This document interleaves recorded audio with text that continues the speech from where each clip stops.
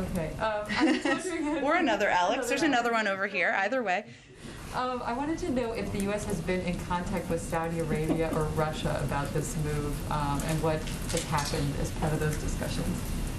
We have been in touch with OPEC member countries. As you know, there's an OPEC meeting, OPEC Plus meeting coming up next week, and we are certainly aware of that and mindful of that. We've been clear that our preference was producing countries take action, but we were clear we would also use tools, our own tools, to take action, meaning we were asking for an increase in supply, but also made clear in our conversations we would use our own tools as needed. As you know, we're not a party to OPEC Plus, and we, of course, can't speak to them, but we know that the world needs oil supply to meet the growing demand as the world emerges from the pandemic. OPEC Plus has said they will release an additional 400,000 barrels, and our hope and expectation is that they will continue and abide by that commitment when they meet next week.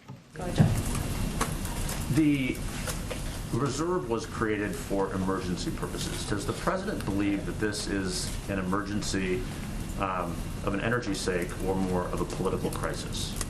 Well, we're emerging from a once-in-a-century pandemic, and the supply of oil has not kept up with demand as the global economy has emerged from the pandemic. So it's certainly something that we are not just experiencing here in the United States in terms of the supply issues, but many countries around the world globally are experiencing it, and the price of gas is also up around the world. I would note that this is not technically an emergency release, but tailored to market circumstances. The Department of Energy has brought authority to do exchanges, which, as you know, 18 million barrels of this sale is in fact congressionally mandated, and the other set of barrels is through an exchange. So we don't even classify it as an emergency. It's under the authority of the Department of Energy.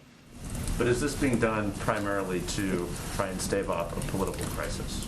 This is being done in order to use every tool at the president's disposal to lower the price of gas for the American people. And it follows a step he took last week where he sent a letter to the FTC asking them to look into what we see as a concerning trend where there's an increase in supply of oil and not a decrease in the price of gas, something he's asked the FTC to look into because that's not aligned with what our expectation or the American people's expectation should be.